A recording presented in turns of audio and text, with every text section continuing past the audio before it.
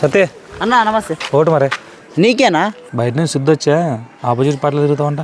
నీకు తెలియదు ఏముందన్నా, అక్కడ తిరుగుతాను, తాగుతాను, తింటాను. ఓటు మాత్రం ఖచ్చితంగా నీకే. అది అబ్బాబ్బాబ్బా, ఇంకో సర్పంచ్ వచ్చారా? నీకు తెలియదులేనా, వానికి మరి ఓటేసాను చెప్పి అని దగ్గర డబ్బులు తింటాను. ఓటు మాత్రం నీకే వేస్తాను. అన్నా నమస్తే.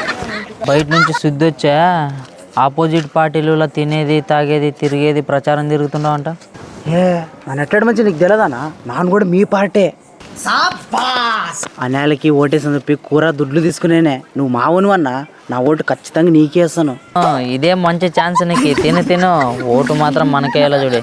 అన్న నాకు తెలుసులేనా, వేస్తాను. జిగ్ జిగ్, నా ఓటు ఫస్ట్ సర్పంచ్కి అవుతాను, లేకుంటే సెకండ్ సర్పంచ్కి అవుతున్నా. ఇద్దరు లంగా లెక్కలే ఉండరు, లేకుంటే నోట్ అవుతుందన్నా. నన్ను ఏం చేయాలో మీరే చెప్పండి కమెంట్ రూపంలో.